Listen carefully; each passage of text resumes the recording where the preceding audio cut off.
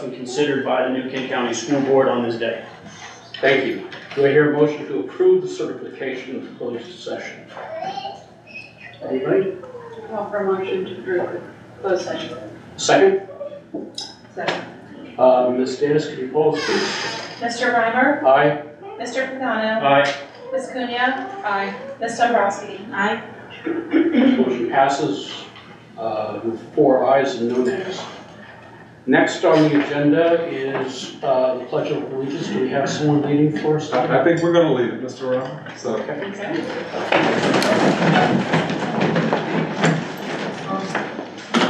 I pledge allegiance to the flag of the United States of America and to the republic for which it stands, one nation, under God, indivisible, with liberty and justice for all. Thank you.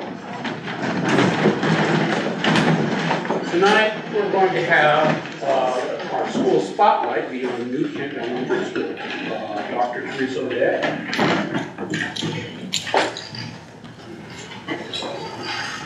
Good evening, Chairman, members of the board, and Dr. Nichols. My name is Dr. O'Day, and I am the very proud principal of New Kent Elementary School. Tonight, we have brought to you our first ever Garage Rock Band, which is led by our amazing music teacher, Mr. Lance. And so he's going to get you guys started and then introduce our students.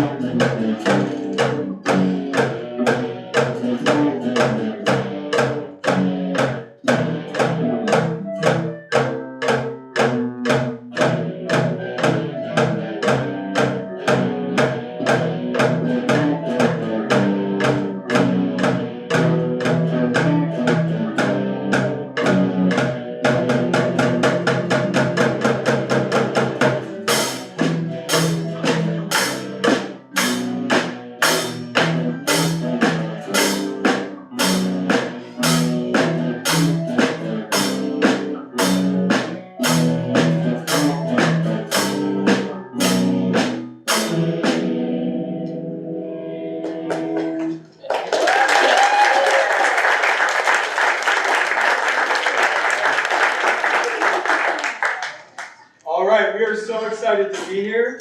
As Dr. O'Day said, this is New Kent Elementary School's first ever performance of the Garage Rock Band. Give them another round of applause. We're going to start with our introductions. First on lead guitar, we have Mr. Luke Watson there.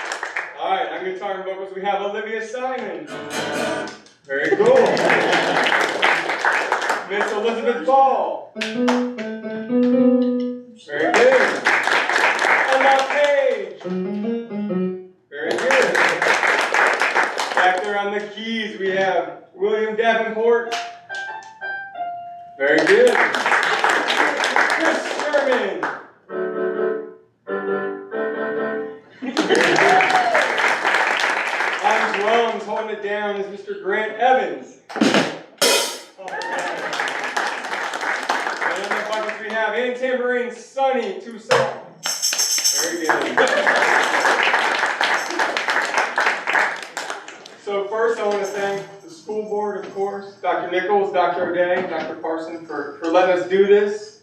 This is a very unique opportunity for us. This is my first year here in New Kent County, and I was blown away by the 5th graders. What happened was, I had a couple of the folks up here come to me and say, can I bring in my guitar to a class and just show my students? And I said, of course you can. Come on out, bring your guitar, play for us in class. So that turned into a couple more kids saying, can I play my guitar? Can I play my drums? Can I? So what that turned into was our club, the Garage Band. So that's sort of where we came from. Okay, and it's so much fun to have these guys come in and be excited and play, and also come back and tell me stories like, hey, last night, my dad fixed my strings, or hey, for my birthday I asked for a new tuner, or just stuff that shows that they're really going home and thinking about music, which is what it's all about here, right, in Kent County. So we're having a lot of fun. The other cool thing about this is a great bridge into middle school, right, into band or chorus. Right, getting them playing instruments now in a group is a huge deal. And as you know, we have pep bands, right? We have pep bands in the county. And I know that especially Brandon, right, has a pep band in there at the high school. And so it's something where we can get them playing some of these tunes that you recognize now, like Seven Nation Army. They're going to be really excited to move on and play instrumental music in middle high school. So we do have one more for you guys. I did have to make them listen to some older rock music. They wanted to do Metallica and AC/DC, and I said, yeah, but we're also going to do a tune called Louie Louie. It's a tune in D blues. It's something that I think lots of people know. It's a lot of fun. We hope you guys enjoyed Louie Louie. Thanks again for having us. We appreciate it. Thank you.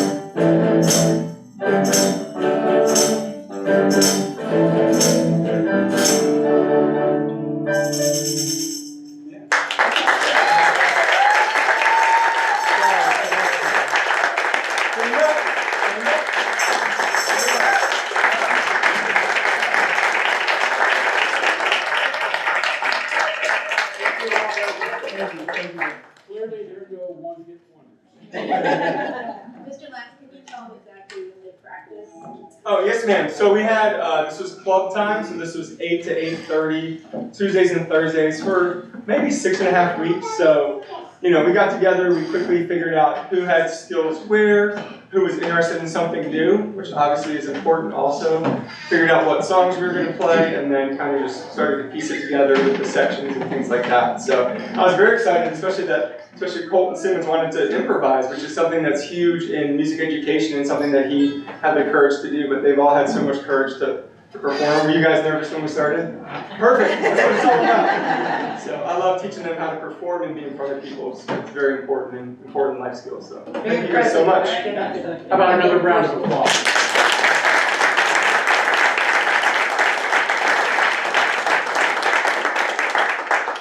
So, Mr. Chair, we're actually, first of all, you guys were amazing. I don't know that there's been a rock band at a school board meeting. So new territory, and I love it. We host a big convocation for all 500 employees every August. This year, we're gonna have a musical theme. I don't know if you're up for playing in front of your biggest audience ever. 500 people in. Probably shouldn't do this live, but there may be an opportunity for you guys to perform. We can kind of work on something together, so just stay tuned. That was amazing. Thank you for being awesome. Thank you for going above and beyond to make this happen for our kids. Thanks. Stay tuned.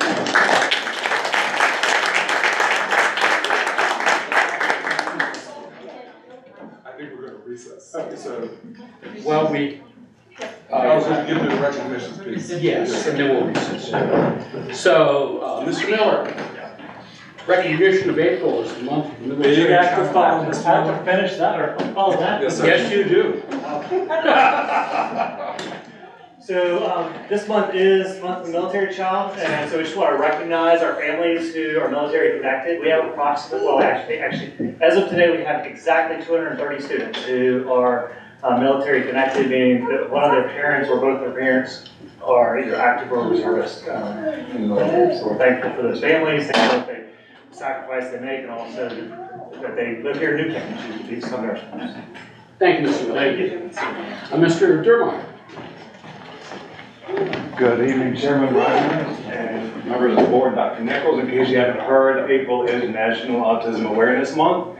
I would also like to give a shout out to Clinton Elementary School and their PTO for their Glow and Run that was held in Pine Park. I also would like to give a shout out to all the teachers and staff that support our 54 students that have been identified with autism and their families. So,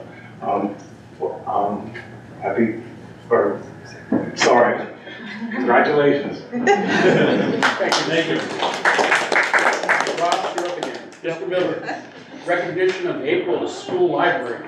Yes, so April is also School Library Month, and so we do have 5 amazing librarians and media specialists who work in our schools, and they really bring literacy to life for our students. They do everything from classes coming in, especially at the elementary level. They all have classes on a daily basis, and then at the middle school, just promoting checking out books as well as bringing classes and going over research, and at the high school as well. We're really promoting research skills and working with the classroom teachers on incorporating that into their lessons.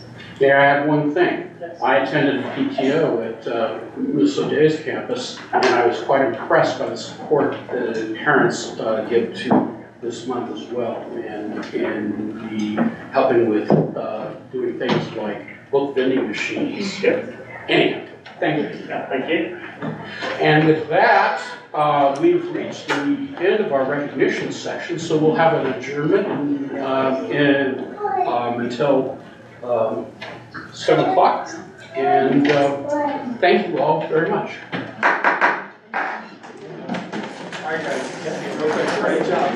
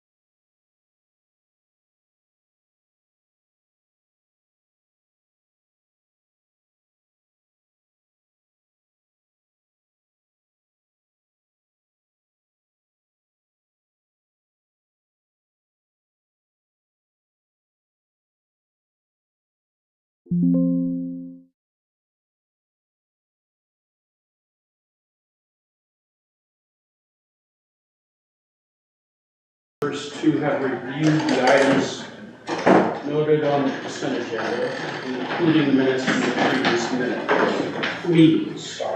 Monthly bills and payroll and the superintendent's recommendations regarding personnel and student matters. Do I hear a motion to approve the consent agenda? So moved. Do I hear a second? A second. Ms. Davis, can you poll us, please? Yes. Mr. Reimer? Aye. Mr. Pagano? Aye. Ms. Cunha? Aye. Ms. Dombrowski? Aye. The motion is passed 4-0. Is there anybody, let's see. Next is new business. The strategic plan information, that's Ms. Dombrowski and Mr. Pagano. You guys have been working. Ms. Cunha will also present. Yes. Oh, okay, I'm sorry, I That's okay. apologize. Tina's actually holding this off. No, no. Mr. Good evening, everybody. My name is Steve Pagano with District 1. For the members of the public that are here and everybody hopefully watching on YouTube, this is a brief introduction to what a strategic plan is, the requirements, and the beginning of the process for us as a school board to develop what will be a new strategic plan or a more comprehensive one based on data. So by way of background, since I'm an attorney, I got tasked with the introduction of the law piece, right? So there's required duties and actions the school board must take and is authorized to take under Virginia law. Specifically, Code Section 22.1-79 lays out the responsibilities of the school board. But in addition to that, the Constitution of Virginia requires the Board of Education of Virginia to prescribe standards for all the public schools in the Commonwealth. And those standards can only be changed by the General Assembly. These combined laws provide the authority of the school board as they are enumerated or listed in the code.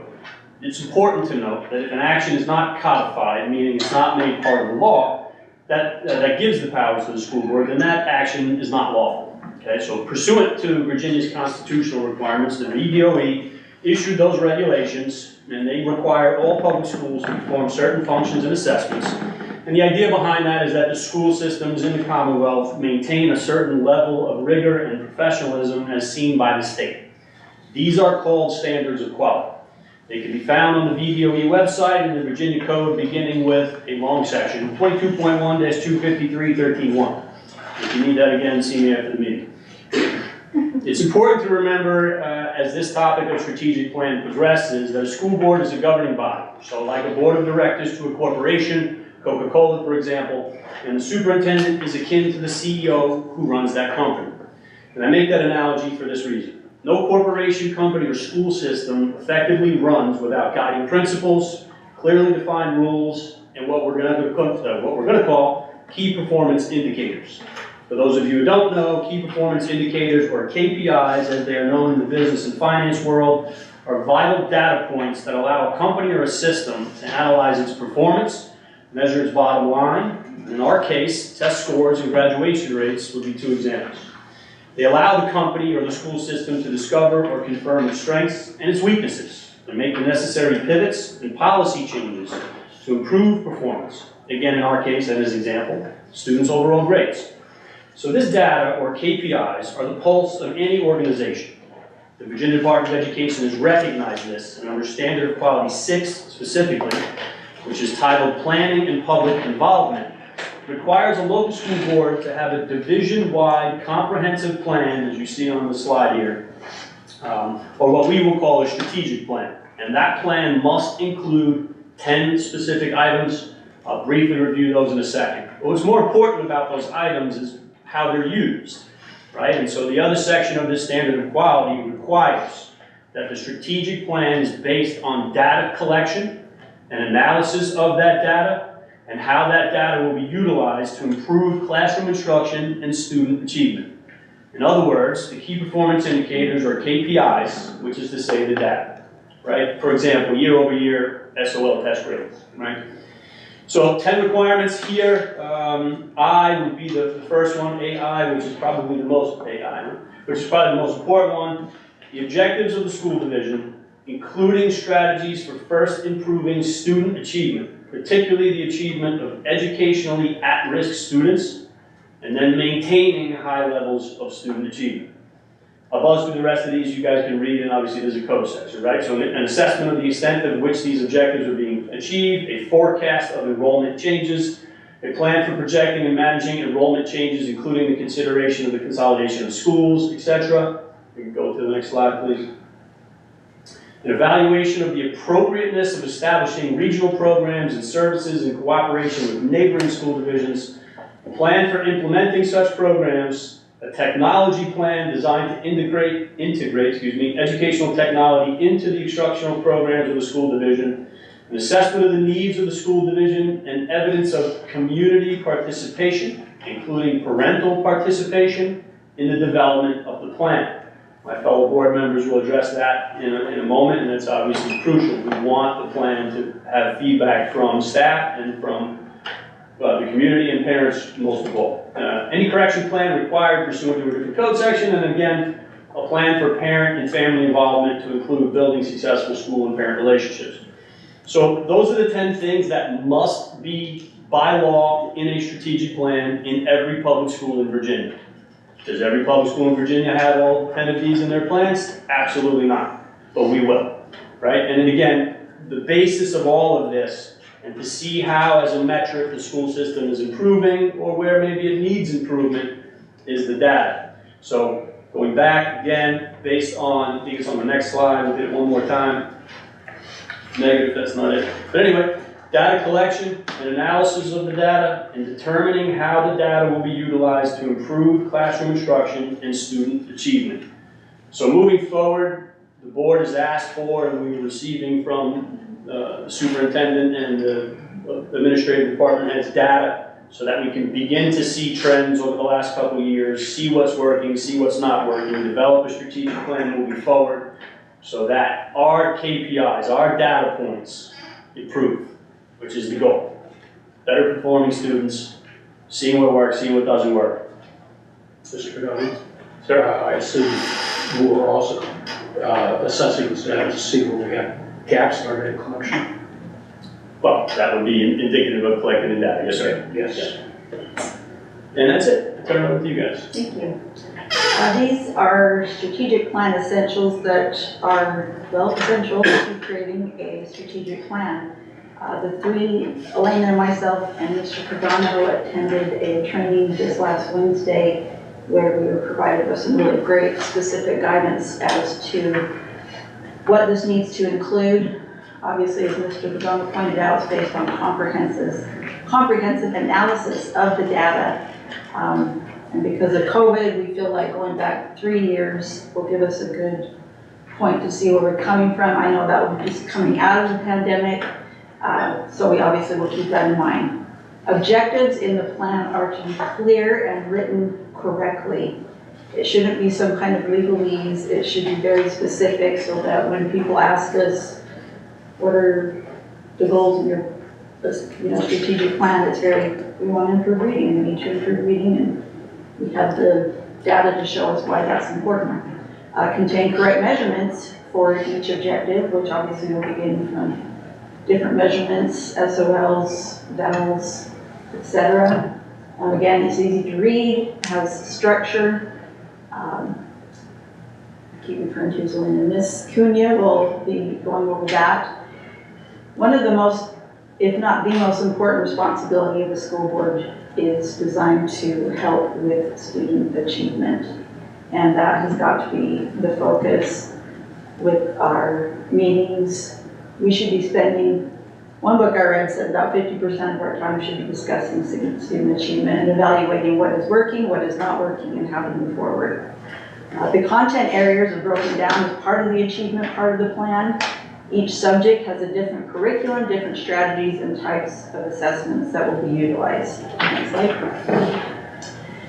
After we identify the data where we recognize improvement is necessary, we will then create our goals and identify the measurements that were utilized, and then turn it over to the troops who are in the trenches, the teachers, so that they can determine what they can do and what they want to do in order to align what we have specified needs to be addressed. There's also a budget portion for each part of the plan that's built into it. We need to identify that.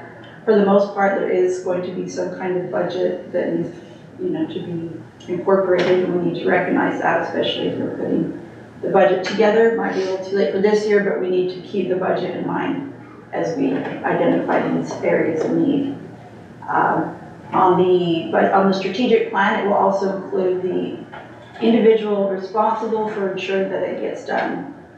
So that is where the buck stops with that action.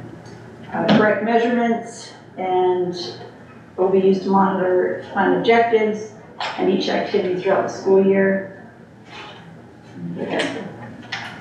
If there are any policies that are required or needed, they will be built into the plan. The board's expectations and philosophy will be embedded in the plan. The plan is tightly aligned to curriculum the students should be learning. The plan is achievable. We don't want to throw something out there and not be something, anything we can really readily do.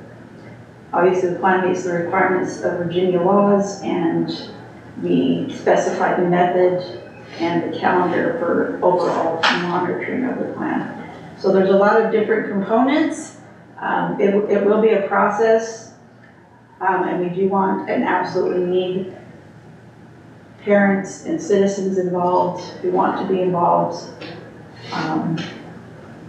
And with that, I'll turn the time to Ms. Goodman. Right, so participation is key, and of course, different stakeholders will participate at different times of the process.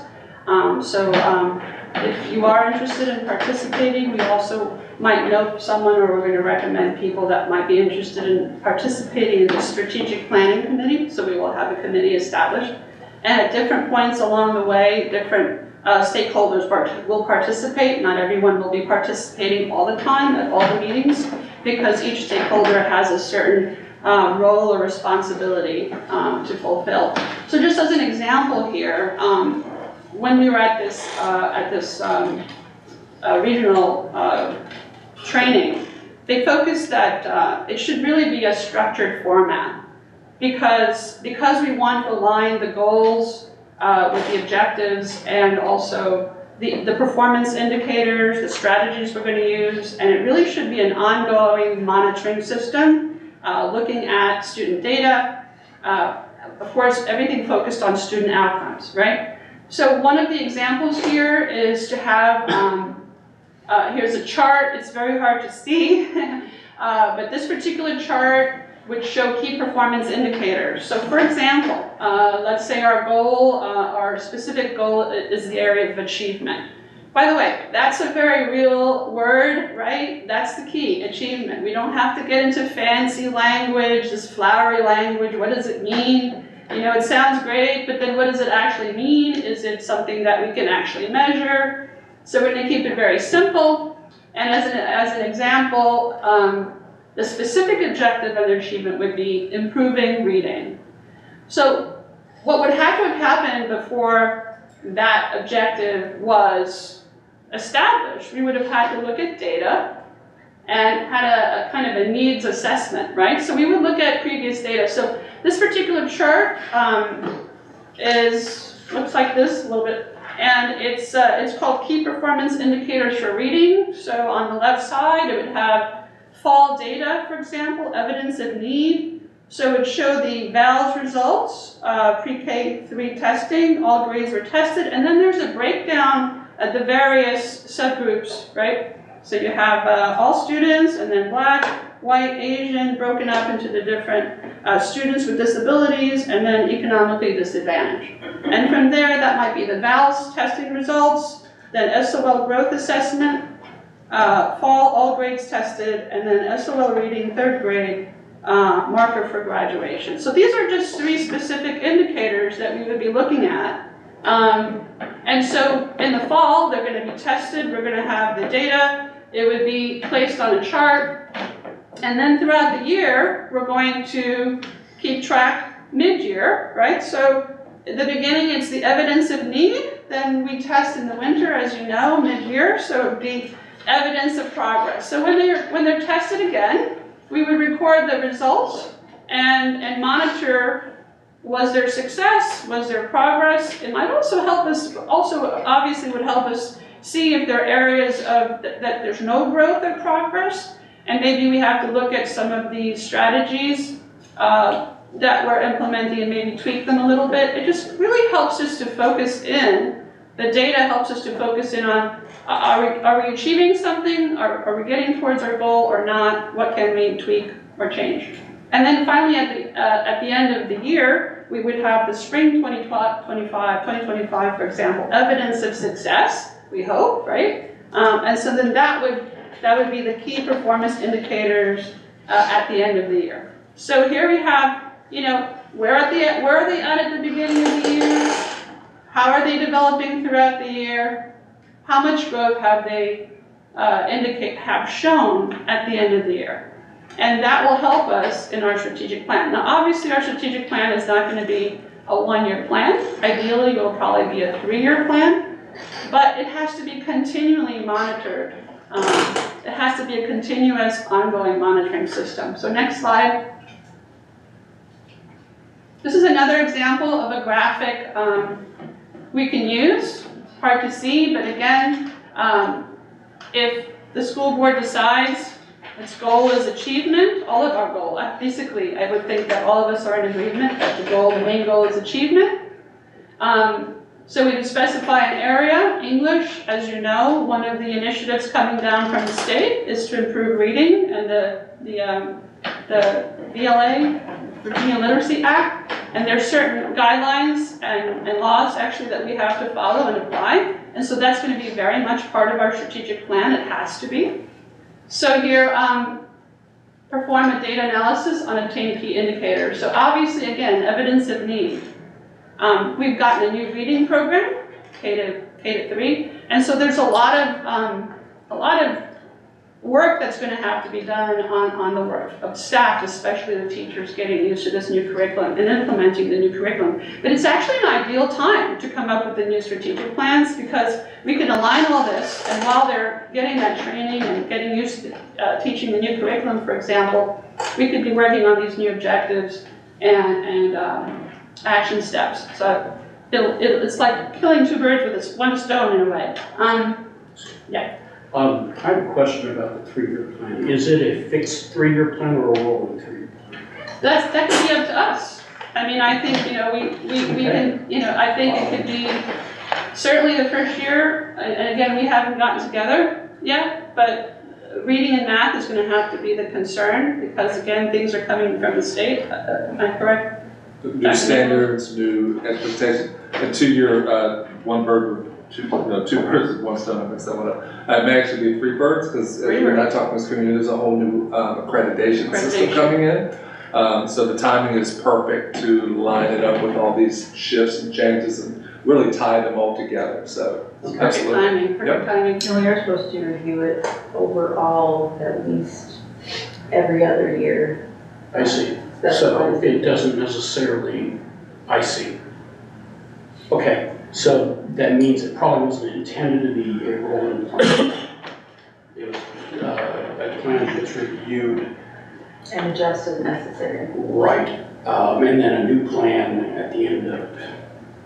Is that the general intent? I don't know that if you get a good solid plan in place to begin with, you could probably work from there going forward. If the plan that has been implemented is just overall not working, then you would want to. Well, yes, of course. Yeah. Okay, thank you. Point of clarification, the content of the comprehensive plan is required by law to be reviewed at least biannually. So every 2 years. You can do it as often as you want, but that's the minimum as required by the code. Yes, thank you. Right, and so this chart here, again, it's hard to see, but this graphic organizer is a wonderful way to very clearly demonstrate the areas that we're focusing on. So in the area of achievement, of course, it's the big right goal, achievement. And certainly we want our students to achieve in every subject area. And different students have different goals as they think about their future. And we want to remember, of course, the 3 E's, right? Enroll, enlist, and employ. So, so with that in mind, obviously, some subjects are going to be more important than others, but all of them have requirements to graduate. So here, you would see the data analysis would be very structured. So again, we're going to determine the evidence of need, and that evidence of need is going to generate the objective. We gave the example of improved reading. We're going to then identify the action steps or strategies.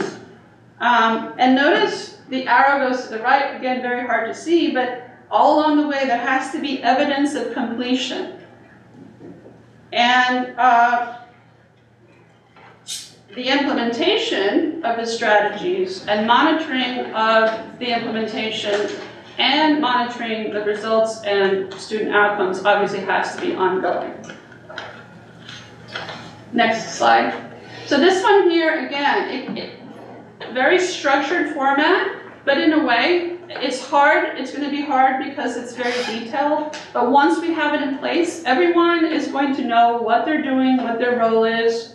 For example, this chart, which is very hard to see, again, it's called action strategies. This is where the staff would be creating these action strategies. So we set the goals as a board, and we give them direction. Obviously, we have to provide the budget. Some of these things are free, and some of these things involve money, right? For example, we had to purchase a new reading program, and that costs money.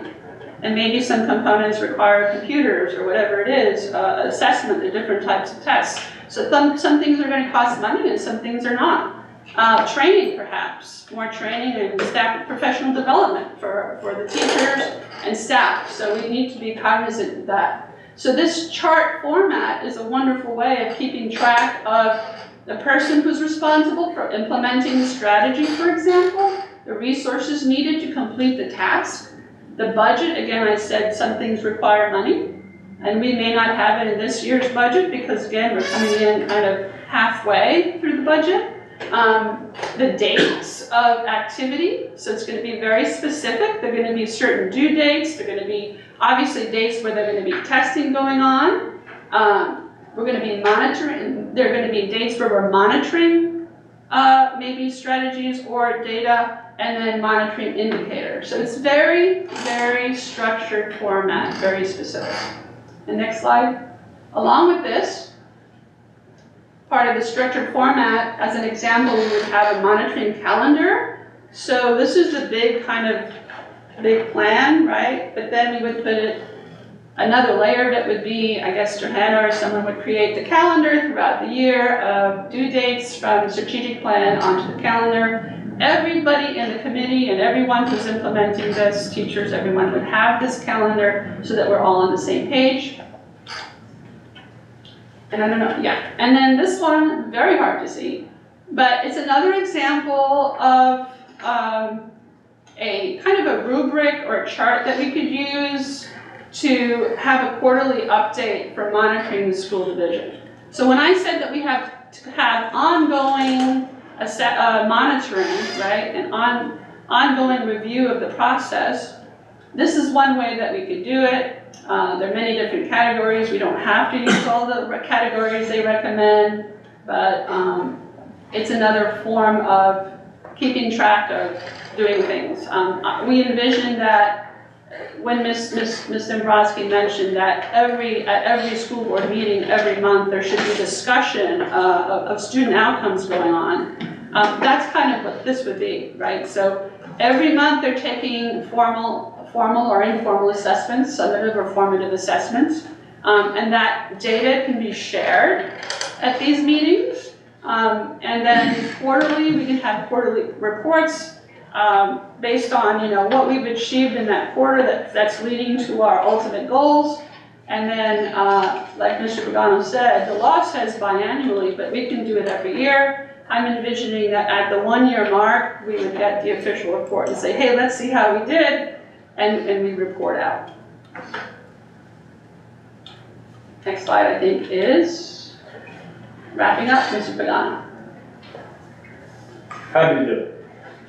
So, next steps, is the collection of data, as we said at the beginning, standardized test assessment data, looking to get that information, the numerical data for the last 3 years, identifying and inviting people to become part of the community and staff involvement, holding a school board retreat or work session to go through this information, begin to draft the actual plan itself along with the timeline, due date, and then calendaring some of the dates, at least preliminarily to review the data and check on progress, and then holding a kickoff meeting with the invited members, additional meetings to be scheduled, as a result of that meeting and those developments and feedback from the community.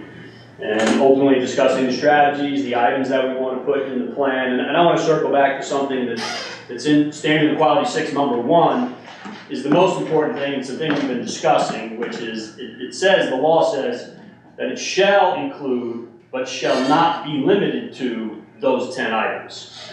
And as far as objectives go, it says including strategies for first improving student achievement. But that doesn't have to be the only objective. And those 10 items don't have to be the only 10 things in the plan, right? But that said, keep it simple, stupid is the best protocol. We don't need a plan that's got 30 items in it with 40 different dates that then doesn't work at all because nobody's monitoring. The system is only as good as the data you put into it and the review that you do with it. So just making a note that those are things that have to be included, but other things can be included as well. Perfect. And from a systems design perspective, someone who's done systems design maybe not in this regard, but the software minimum is the first best cut, and you're there. Agreed. Sorry. Are there any? Sure. Dr. Nichols, do you have any? There tend to be a lot of questions when 3 board members put it together, so you guys did a good one. No, I've been partnering with you on this piece and will continue to partner with you. Thank you for all your work putting it together.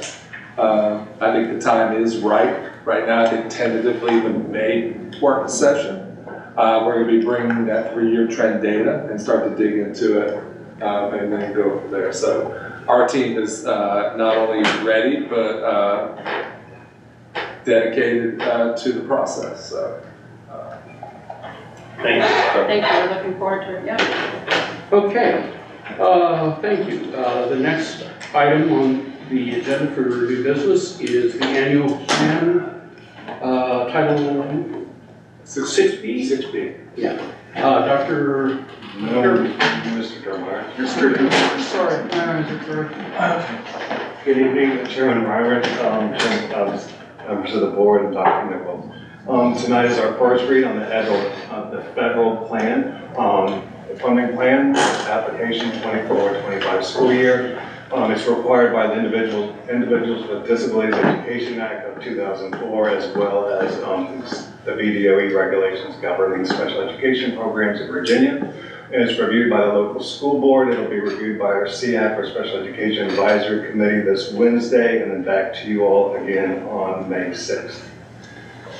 There are certain components of the application, some of them being statements of assurances that we are providing a free and appropriate public education to our students, that all students have an individualized education plan, that we embrace an inclusive environment of our special needs students, and that we have practices in place that prevent for over-identification of specific disability categories.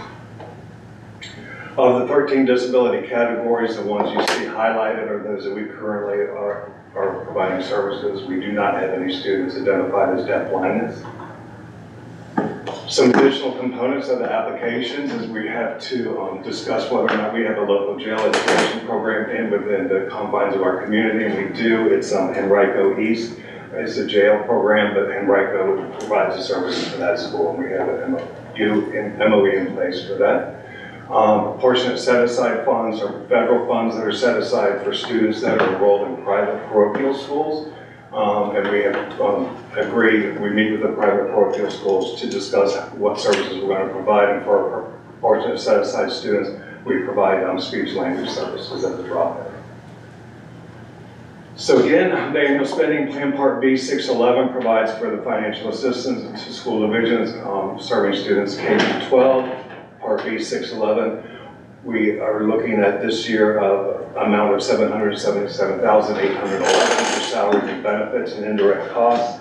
To break that down, we are looking at employee benefits of $191,281, employee salaries of $550,625, purchase services of $21,444, which is for contract services for psychological services and some speech language assessment, and as well as built in is our $14,000 we have set aside for proportionate set-aside funding. So that total amount will support 4 full-time special education teachers, 4 full-time paraprofessionals, 1 full-time social worker, and 1 full-time special education supervisor for pre-K through 5. Next slide. Go back. Didn't know you'd come to the next. Annual spending plan for Part B is for preschool. And for that one, we have $17,527. It's an early childhood special ed grant, and it's for the salary and benefits and direct cost of 1 early childhood paraprofessional. The application itself is pretty straightforward with all those assurances. We do, other than the components of the application itself, we've met all those component application guidelines. Our maintenance of effort we've met. I work with Ms. Morgenheim to make sure that we've met our maintenance of effort standards, and we should be good to go. Again, this federal flow-through funds comes through the state, then down to the localities. And most of the funding is based on what is called our December 1 special education child count. So our special education child count for this last December of 23 was 434 based, and our special education child count December 1 for last year was 416. So you mentioned earlier in your introduction to Autism Awareness Month that we had 54 autistic children. Is that our largest category of disability? No, it's not. I believe our largest would be specific learning disabilities. Got it. Thank you. And board members, just so you know, Mr. Dermeyer did the overview presentation for you, but posted in board docs is all 1,000 pages of the plan. It's not that many. But the entire plan that we submit to the Virginia Department of Education is also loaded in board docs. By the way, just noting that it heard on the weather report that there is a severe... We're under a severe thunderstorm warning until 8 o'clock. So, yes, sir. Dr. Nichols, within there, the application itself is there, of course, as well as the summary. The summary I changed because there's an error in the figures. So if you see a new document that was not renamed, it has a really long tagline to it, that is an updated document that gives you a breakdown of kind of what I just went over. Thank you very much. So this is a first read, board members. As Mr. Jeremiah said, it'll go to SEAC, Special Ed Advisory later this week, and then be back to you guys for second read, hopefully approval in May. So I'd be happy to take any questions now, but as you work through, and if you have any questions, the bulk of it is paying for special ed teachers and paraprofessionals. I do have some questions, Mr. Dermeyer, on Part B of the updated information. It lists the salaries and benefits total of $763,350.31. See, I just want to make sure that. But when I take the employee salaries and the employee benefits just below that, that equals $741,906, which is listed below in the positions funded through Part B. And then when I add everything up under salaries and benefits, that gives me the 777,811, which is in the, listed in the top section. So, what is the 763,350,31? What does that entail? So the 763 should have been the 550 and it's 191. Okay.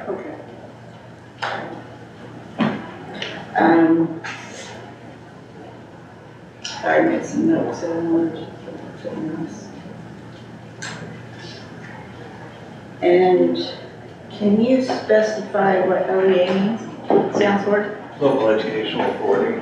Local Education, thank you. And then these positions, do we have all these positions in place right now? Yes, It'd be a continuation of those positions. A continuation. And so, going down to the early childhood special education, the salary is 17,078, and then below that it says position is partially funded. So is that salary the part that we can fund towards that position for early childhood special education? We would, then locally, we would be funding the rest of that position.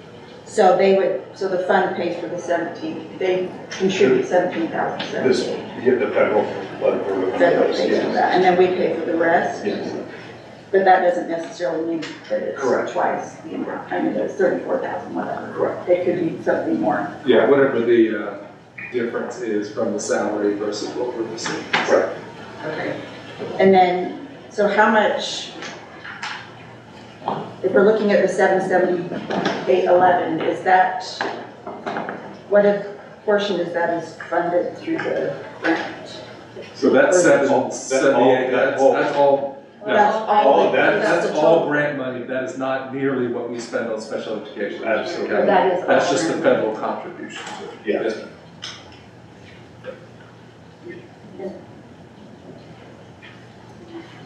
And then the other thing I had on the presentation, it talked about statement of assurances, prevention of over-identification. Prevention of over-identification. Yeah, can you speak a little bit more to that? Yeah, so there are certain monitored performance indicators, and one of them is over-identification of specific disability categories. So every year we have to submit certain data to the State Department, and one of those being our eligibility cases, our number of initial eligibilities or changes in disability categories. So we report that to the state every year. Those are due August 15th, and then the state then calculates, and they have a risk ratio of 2.0. If you're over 2.0, you're identified as being out of compliance, and depending on how much you're over, then you may have to put a corrective action plan in place, or you have to set aside certain funds, coordinated early intervening services, to provide coordinated early intervening services to correct your errors and why you're over-identifying certain students with disabilities. Every student, and that's beautiful answer, Mr. Goodbar. And every student who's not learning doesn't necessarily mean they need special education services. They could be need intervention, they need different supports. The Virginia Department of Education and federal government are trying to put in place that just because Brian Nichols is having difficulty learning, that it automatically in special ed. So there was a trend of over-identifying students who didn't necessarily need those services, they needed a different intervention. Okay. So that's really the checks and balances of making sure that we're not, and we've been very cognizant of that coming out of the pandemic. Is it learning loss or is it learning disability?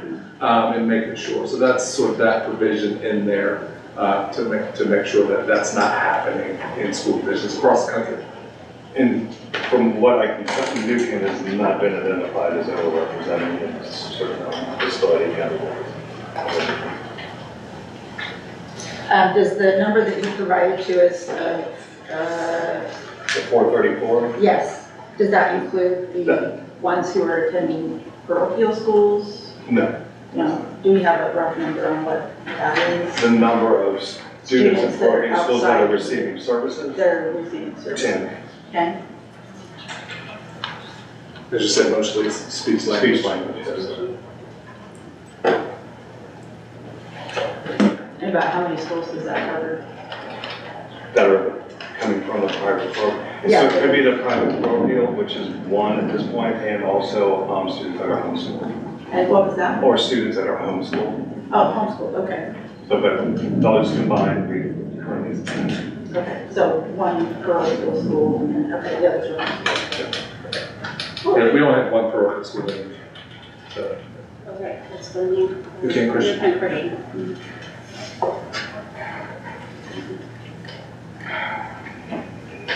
Thank you very much. You're welcome. Any more Thank you. questions? I'm sorry, before I let you go, any more questions? Okay. This was just, thank you. Our next item, Dr. Nichols, VSBA policy updates. Yes, sir. Thank you, Mr. Reimer, members of the board. You have loaded in board docs the latest round of policy revisions. We do this 3 to 4 times a year. A lot of it comes after the General Assembly is met. Laws have changed, cross-references, different things like that. So you have around 44 revisions. This is a first read. Most of them, we have a summary page for you and for the public. So the first 4 pages are summaries. It tells you an overview of what each one does. And then you have red lines throughout each of the policies. So I want to thank Joanna Davis for putting these together for us. It's a lot of work to take. There's a heavy lift on the policy services piece, which we appreciate, but then Joanna has to take that and match it up with our policies. So that's what we've done here. One of the most uninteresting updates on all the policies is now school board is a proper noun. So for reference, one of your first policies you'll look at, you'll see that school board is now capitalized everywhere. Well, that requires us to come back and revise. In the cardiac policy, which is towards the back, student athletes, sudden cardiac arrest, JJF, the revision is they took the word he out and put student athlete. So it is down to that scale. So anytime anything is shifted, mostly it's policy and legal references are updated or cross references are updated. IKF, there was a typo, and they revised the footnote for clarity. So not substantial in terms of policy revisions, but really flowing from legal, General Assembly, and code references. So we have about a month with these policies. So as you go through them, there are specific ones that you have questions or would like more detail, we'd be happy to do that. We do typically vote on these as a batch, but we don't have to. So for instance, there's a policy that we don't want to, in this group, I can't find one because most of them are just cross-references, but if there ever is a case, we can always pull that out and vote on the remaining ones as a batch. So as you work through these, as I said, most of them are pretty minor revisions. Be happy to answer any questions or connect you with team members that can help answer those questions. Are these policy, I'm sorry. No, go ahead. Are these policy revisions in effect already? No, until the code. Technically, no. As issued from VDOE? Yeah, so these are not necessarily new policies. So like the one where school boards capitalized, we're still executing that policy. Yeah. We're executing most of these, if not all of them. It's just when the legal code references change, we just have to update. I guess that's ultimately my question, is that has that taken place already? You know, so when the General Assembly changes, revises, or adopts a new law, it goes into effect July 1 of that calendar year. So these are ready until July 1? For the last session, we were in place. Yes, sir. I was under the understanding that lowercase school board refers to the local district or division school boards, and that the capital school board meant the state Virginia school board. That, when I saw that change there, I was like, But DJB, the school board made a resolution to establish one or more petty cash funds. That's going to be you and not. Right, which is lowercase, right. lowercase school board. Ms. Cunha, to your point, you are correct, but I think the distinction would be in the policies versus actual Virginia code. Yeah. So okay. Virginia code, where it's capitalized, they mean the state. Where it's lowercase, they mean the local school board. So now they're following suit in policy for you to be the capital School board, I guess would be my. New Kent policy. Yes, Got because, New Kent policy, New Kent. Okay. Mr. Dombrowski. The homework policy is all crossed out. Yeah, no longer legally, it's not legally required. Doesn't mean we don't, so that's one that we can talk to, we can still hold. Let me go to that one it. There were some changes. IKB. Yeah.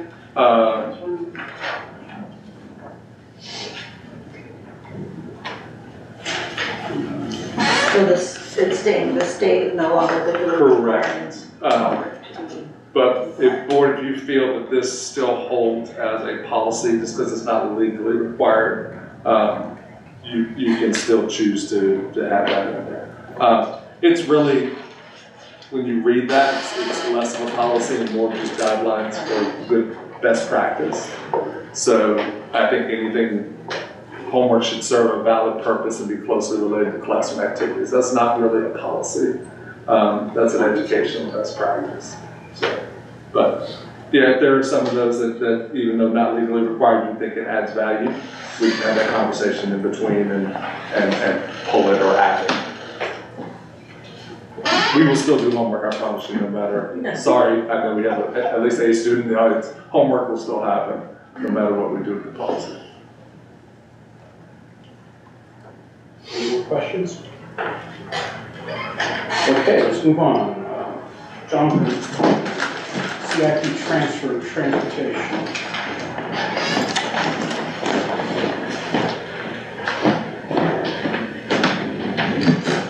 Good evening, Mr. Chair, members of the board, Dr. Nichols. This evening I come before you to request a budget transfer. That first amount is to cover the cost of a bus that will support special education students. The second amount is to cover the expense, the increased expense of us purchasing buses.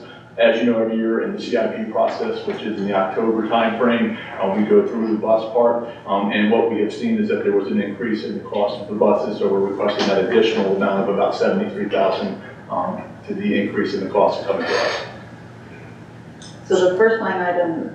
The first outline of about $138,000, that will cover the cost of a bus that will support special education So students. it's just one bus? Yes. Yes. Both are just one bus? No. So the bottom, I think, I have to look at, I believe, 4 or 5 buses, and that's just an increase in. No, that's not my question. The question is the 73,000 line item. Yep. Is that the cost of a single bus? No, that's the cost of the increase across the 5 buses that we're purchasing. All right. So you have about a $15,000 increase from when we bid or when we say no to when it happens. How long ago was that? You're talking a matter of months. So we've talked about when right now, as part of our capital plan related to the budget, I think we have 4 buses in there. So as soon as we feel good about that, county and school board supervisor board, we need to go ahead and order and lock in. Because any month you wait, it's like buying a house now. You wait 2 months and that price has jumped considerably. What we're seeing is 2 to 3 times a year increases. I think this would have to go back and check, close to 13% increase over what we had initially. So maybe our diesel truck can start factory buses. You want to factory buses?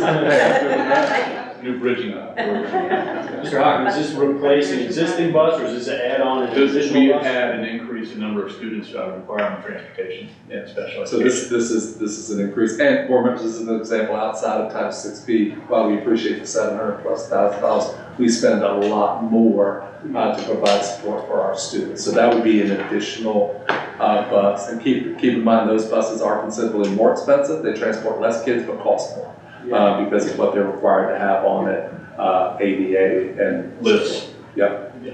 And do you have enough drivers for the buses currently, or? We are making do. We're always looking for folks to drive. I'd have to go back. I think at this time we're about 7 or 8 drivers short of being ideal. We do have substitute drivers, and we have some other double backbone things we're using right now to try to make up for that. And we're hoping to be fully staffed every year. It's been a difficult thing, not just here, but everywhere. And so how many buses does that 73,737 cover? I believe it was 4 or 5, yeah. We'll get to, we go back and forth in our replacement cycle from 5 to 4. So this is last year's and not this year. So I believe it is 5 and this year is 4, but we'll confirm that. And then how many buses do we have Functioning, we're in the 70s. I think we have 70. We have obviously buses have to go through a monthly check. So we have some extra buses that we have to keep in circulation to replace those that are in the shop, needing work, repair, certification, that type of thing. 70 would be a good round number. Any more questions? Thank you. Thank you all. Okay, next, let's go to continuing business. Mr. Miller, he knows he's on tap. Perkins Grant, second reading. You take that one too. Good evening, members of the board. This is the second read for our Perkins Grant application, and the application is to support our CTE programs and has sort of outline of our CTE programs overall. I do want to bring your attention to a very minor adjustment that happened between the first read and the second read. In conversation with Bridging Communities, the way the funds that we had in here for tuition, we allocate in our normal budget the full tuition amount, but we were still putting money in Perkins to cover part of that. And so we went ahead and actually pulled that out of our payment towards bridging and put that towards our local usage. And so we'll still use our local funds to pay the tuition. That would give us extra money in Perkins to go towards our CTE programs locally. Happy to answer any questions you have. This is up for approval. Any questions? No questions. Thank you. Yes, the meeting. Yay, budget. Mr. Chair, board members, Dr. Nichols, just bringing an update. Hopeful to approve our budget tonight. By any means, that does not necessarily mean that we're done with this process, but we're much closer. And we feel fairly comfortable with where we are. As you know, at our last meeting, I believe we presented to you that we had a $1.5 million line item from the county transfer, and we've been working with the county, and they were actually able to come up with a little bit more than 1.5, which is good news for us. We also heard from the state we're receiving an additional $926,660. So, Joanna, we go to the other slide first. So you'll see here the revenue changes, and just kind of wanted to show you with those revenue changes on the revenue side, what I'm asking for your approval tonight is a difference of $549,767. That includes the increase in the state funding and then also the decrease in the county transfer amount. One way the county was able to increase that is that we are increasing the CIP transfer. If you remember, I told you about it being $200,000 in the current year. We were reducing it to $100,000. We are actually increasing that to $300,000 for next year to fund the Chromebook initiative through the CIP transfer line. So that is an additional $200,000, which helped to close the gap. So we're appreciative of the county looking and finding that. And board members, I want to thank you for partnering with your representatives. That conversation, as we were looking for solutions, actually came in one of those meetings with Ms. Boone and Mr. Moyer about the possibility of, could we do this, which would free up on their side and our side and allow us to come together. So that's why we have those discussions and could do that brainstorming so we can make things like this happen. Absolutely. So this does say FY25 approved. This is what we're asking for our final approval this evening to reflect these amendments or these changes on the revenue side. Ms. Davis, if you'll go to the other slide, those are the expenditure changes. So things that we have talked about before to balance the budget. One thing I will point out, there's 3 items that have come up since we presented our recommended budget. We have discussed contracted services and transportation for special education. We are anticipating that there will be increased costs for particular situations where we're not able to transport students for many different reasons, and so I wanted to account for that in this approved budget. Oftentimes we're surprised by those things during the middle of the year, and we do come up with a way to make it happen always creatively, but I like to not have that if I don't have to, so something I know about, I'm going to try to get it in. And that's based upon past?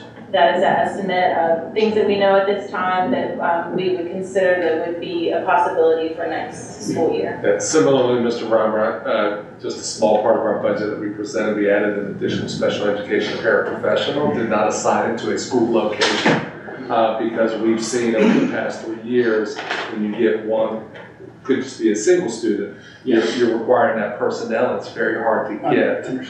So this is sort of that similar structure of getting ahead of it and not working through transfers to make that happen. Good. Additionally, our core cadet program in the current year, that was a very important program for us to get started, and we looked at creatively how to have that program and also have a school security officer and additional support in PE. So in the current year, we have a split core cadet position with a security officer and a PE teacher. Next year, we're going to have a full-time Navy core cadet program. We're going to have a full-time school security, so we need now to add, based on the requests that we've received in the school, a full-time PE teacher. So I'm requesting that change. And then also, after looking at the recommended reductions, and we'll go over those in a second, we can come back to this. We are making a recommendation that we add a additional school counselor at the elementary school level. This is something that continuously comes up in legislation, conversations about our guidance ratios. This will be changing down the road. Other people will be needing counselors, and we just want to get ahead of that while also supporting our elementary schools. To Amy's point, the General Assembly had a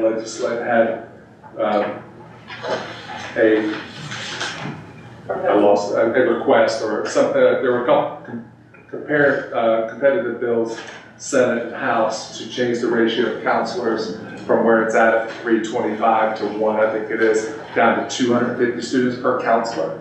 When that goes into effect, we'll need 3 counselors. Right now, total across the division, right? Which, because it's across 3,500 kids when you go to 3 additional. 3 additional. I'm sorry, did I not say that word? I was like, I think we have to. No, we'll need 3. I thought I did too. In my head, I did. Now that makes sense. 3 additional counselors to meet the ratio. Right now, we meet the ratio exactly at 325. This is going to happen. We actually were banking on it happen this year because it has so much bipartisan support. But once it happens, we need 3. It's like, okay, you can pick up 3 counselors. If we need 3, Chesterfield needs 80, and Ranko needs 60, Williamsburg James City needs 40. It's going to be a big competition for those folks. We feel like we have the need to split between one of our elementary schools, 2 of our elementary schools, that we can go ahead and get this one now in this budget. So when it does shift, we're not looking for 3, we're looking for 2, or we're looking for 1. That's kind of the rationale. But we were so confident in it passing by the early margins that the conversation was going. We thought it was going to be built into the budget through SOQ. That's why it wasn't a big focus for us, just because it's gotten ground every year. It'll happen. So the idea is we recruit now because we're going to need 3. Yes, sir. We eat the cost now. Later, it will be funded by the legislature. You'll get some SOQ funding for it. Yeah, we have the means to do it now in this budget. It allows us to meet the need, the growing need that we're seeing at elementary. Both of those elementary schools are going to grow in student population. I would say requirement. Yes. Growing requirement. Yes. Yeah. Yes, sir. And we still have. You still owe me. I do. And as Haney said, we're putting this budget together for approval. We'd like to move forward with contracts for current employees and future employees, and this allows us to do that. We still don't have a final state number, so the governor has not officially signed off on that. He introduced 233 budget amendments, and I sent you guys the summary of those. And then also the county, while we feel good about that conversation we've had, it's not final yet either. So we're also building in wiggle room, which Amy's going to talk about, on things that we will hold until everything is finalized. So that's why, while we'll approve tonight, we won't adopt tonight. We'll adopt. I understand. Yeah. So there's still room, and I can still make good on that promise. I don't want to put it in hold now. Yeah. Okay. But, thank you. But We'll do it. Yeah. Yes, sir. That's clear. Yes, ma'am. Does this include the deconstructed? The decompression of the salary scale. Decompression, Yes. thank you. Yes, ma'am. Okay. Yes, Yeah. so I didn't really go through everything that was still included, but absolutely, everything that we presented with, as a part of the recommended budget is still in, except for the items with the red go. That's my simplistic way of saying green for go, red for not included, and yellow is kind of a caution, wait and see. But yes, all of the salary pieces that we discussed, Mr. Busby, are a part of that. Yes, ma'am. As far as the salary, just going back to the extra counselor, as you said, if they're making this requirement and all these other school districts are going to need this many extra counselors, surely they must understand that they may require this, but it may not be actually feasible to get. Well, and we've encountered that with some other SOQ changes, Yeah. and there can be a gap between, you just don't receive the funding for it, because you can't certify that you're meeting so if I don't certify that we have the counselors in place, 11 or whatever our number is right now, then we don't receive that portion of the funding. So they're not gonna give you the funding without the person. That makes sense. That makes But sense. but at the same time, yeah. Yeah. Yeah, so we have to certify that we at least meet the SOPs, and when we don't, that's the piece. So yeah, you're right. They may not be able to fill every single one of them. We may not be able, but there So will be. what are they gonna do about it? I mean, You'll receive less how state they- funding. so they're basically holding this over your head, knowing full well that that's probably not an achievable goal. I'm gonna give you money for this specific position. If you don't fill it, you do not get that money for that position. Got it. Yeah. Okay. So, Yeah. I don't make the rules, it's just kind of how it works. So to balance our budget, our recommended reductions tonight, and this will be included in your approval this evening. So we'll be approving basically our recommended document with these modifications. So we are looking at postponing the pre-K2 computer devices that we had originally. If you remember, it was about $410,000. We're backing out $110,000 of that for the pre-K2 devices. We talked about increasing the CIP transfer by the $200,000. I believe we discussed also, and we have still not had our renewal meeting with McGriff on our healthcare, but I feel very confident in putting this figure in here at this moment based on what I know and what conversations we've had prior to that meeting. We'll have a savings of $179,285, which was an increase. I feel very confident in saying that we will not see an increase for our employees' healthcare for next year, which is a win for us, especially if we're able to decompress and do the salary adjustments we've proposed.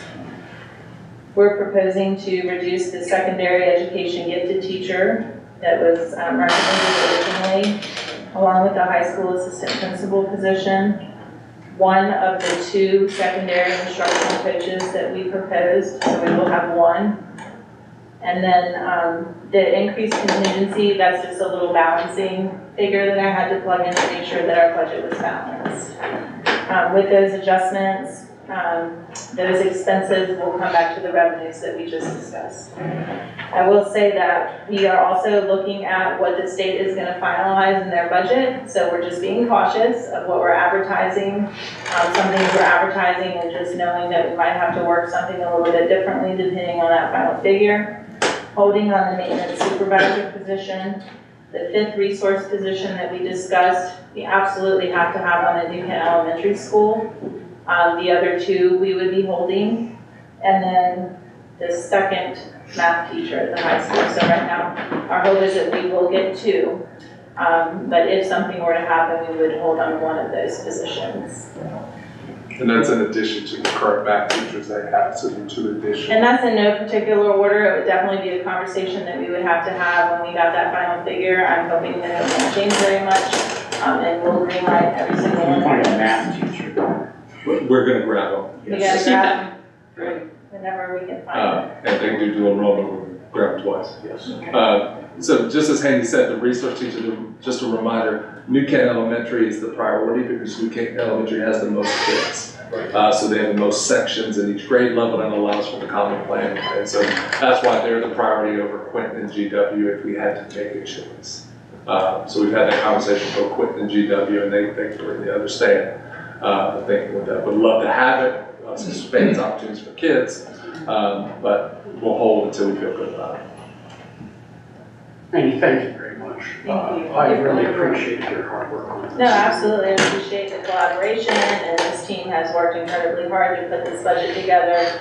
We're all very proud of it. I think we can go very far with what we're providing here, so thankful for the county's support and their cooperation and collaboration as well. And board members, just to give you a preview of budget next year, you're going to see secondary instruction coach, you're going to see high school assistant principal. We're not saying these aren't needs that we're saying that. We understand. Yeah, we just have to prioritize, and this is where we're at based on feedback and conversation. Ms. Morgan, I have one question. Okay. Your confidence in the 319, 832, hopefully it doesn't happen, that's what we all hope for, right? But is that enough in case, in your mind, in case the state swings negatively? I don't think the 3% is gonna change at all, and that's a big portion of the 900,000 that we're receiving. Based on what I'm seeing, I think this is way too much that we'll need in reserve in case. So I think that this is just ideas of things that we know we could easily pause on. Some of the other things we knew we have to go get right now if we're gonna have them. And these are things that we think maybe we could work through. We talked about, different shifts that we could take for different things. So I feel very comfortable with this list. Yeah, going through the budget amendments, any shift that we have, that should be a covered back. So the 3% was not a part of the budget amendment. That is something that everybody agrees on funding wise. Any other questions? Great, thank you. Thank you. Do we have any speakers? Oh, I'm sorry, I missed something. No, I didn't. No, you're good. We do have one, it's Mr. Landro. I'm sorry. Okay. It's about no homework. She's leaving, homework's I not know she finished. is. She's a short timer. Just like to remind you, the speech is limited to 3 minutes, and once the timer sounds, sum up, okay? Thank you very much. Yep, all right. Good evening, members of the board and the community. My name is Claire Delantro. I'm currently a senior at New Kent High School and recently became a Gold Award Girl Scout. I'm here this evening to inform you all of my Gold Award project. I started it back in August of 2023. The idea of putting menstrual products more available to the students and community members at the New Kent High School and New Kent Middle School. I conducted research and spoke to the previous school board about my project. They were very enthusiastic about it. I continued my research and worked to receive approval from Girl Scouts.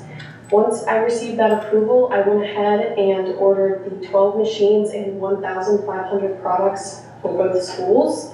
Since the installment, there are a few things I'm still working on with the manufacturer of the machines. And I would just like to take this moment to thank you all, the school board, for purchasing the machines. My family and my friends were also great supporters as well in helping purchase the machines and the products. And a big thank you to the maintenance department with the installment and the smooth process of everything with that. I received an outpouring of positive support and feedback from community members, teachers, students, parents, throughout social media since the installment. And I look forward to your support in the future with the sustainability aspect. So thank you very much for your time. Thank you. Board members, I learned a lot about the Gold Award and how prestigious it is and how few students get it. So I just want to congratulate. We get to work with incredible kids, and this is just another example. So. Dr. Nichols, one thing you may not know about me. Oh boy. I was a Girl Scout. You let the truth, didn't you? No, my wife did. Your wife did. Okay, I thought we had actually had that conversation. So, thank you. Thank you very much. Well done, yes. Now, let's see, we're going to do some actual voting here. Yeah. So, first thing up is the approval of the CIP transfer.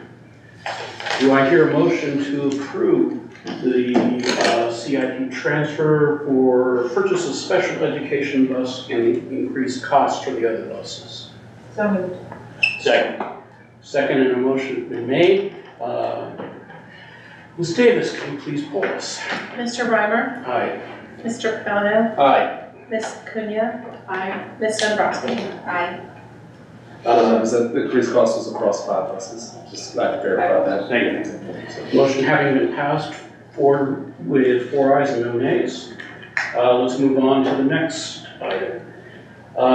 Consideration of the approval of the Perkins grant. Do I hear a motion to approve the Perkins grant as presented? So moved. Second. Motion and second has been made. Ms. Davis, please poll us. Mr. Reimer, Aye. Mr. Pagano, Aye. Ms. Cunha. Aye. Ms. Dombrowski. Aye. Motion has been passed with 4 ayes and no nays. The last item, and the biggie, I hear a motion to consider an approval of the superintendent's proposed fiscal year 25 budget with presented amendments. So moved. My second. Motion has been made in second. Ms. Davis, please poll us. Mr. Reimer, Aye. Mr. Pagano, Aye. Ms. Cunha. Aye. Ms. Dombrowski. Aye. Motion has been passed, 4 ayes and no nays. That concludes our action items. At this point in the meeting, we now have an opportunity for the school board members and the superintendent to speak. Mr. Pagano, do you have anything to address? Short and sweet. Congratulations. Fantastic stuff. Thank everybody for your time and participation. I have no further comments.